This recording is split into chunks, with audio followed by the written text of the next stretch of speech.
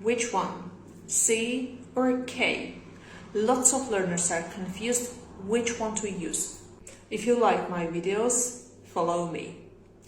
Now let's talk about the difference between C and K.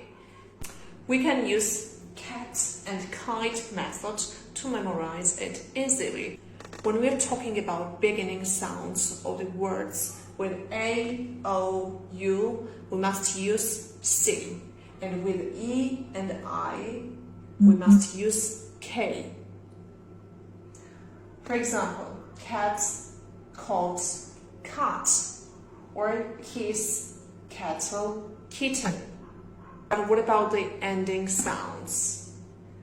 We pronounce C as K at the beginning of the word picnic. We use CK after a short vowel, duck. We use K at the end of the word after digraphs, like book, cheek.